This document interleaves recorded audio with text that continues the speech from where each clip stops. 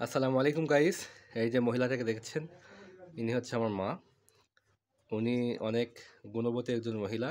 উনি অনেক সুন্দর রান্না করে। তো আজকে আপনাদের সবাইকে ওনার রান্নার প্রসেস দেখাবো। আহামরি তেমন কিছু আনা হয়নি, আমরা জাস্ট বাজার থেকে এনেছি। এটা কি মাছ আম্মা? মোয়া মাছ। এটা মোয়া মাছ। একটু ভালো করে দেখো মোয়া মাছগুলো। এই যে দেখতে পাবেন এই মোয়া মাছগুলো আমাদের নাটোর জেলার সিংড়া নদীর মাছ। একটু মাছগুলো নিয়ে দেখাও,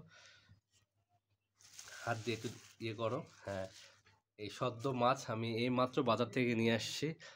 আমার খুব পছন্দের মাছ। আর উনি এত সুন্দর মোয়া মাছের পুরপুরি করে, যদি আপনাদের খাওয়াইতে পারতাম ভালো লাগতো। এই দেখতে পাবেন মাছগুলো, এখানে হাফ কেজি মাছ রয়েছে। এছাড়াও আর কী কী আছে দেখাচ্ছি। এটা হচ্ছে লাল শাক। এই লাল শাকগুলো দেশি শাক। এই শাকগুলো আমরা আজকে আমার আম্মা ভাজি করবে, আর সাথে মোয়া মাছ এবং আরও কী কী নিয়ে মোয়া মাছের ফুরফুরি লাল শাকের ভাজি, তাই তুই লাল শাক ভাজি। লাল শাক ভাজি। ভাজি আর ছোট মোয়া মাছের চচ্চড়ি। আর কি কি এনেছি? লেবু।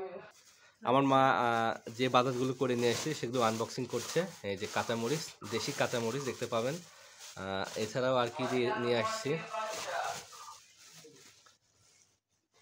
লেবু 1 কেজি লেবু আনছে হচ্ছে।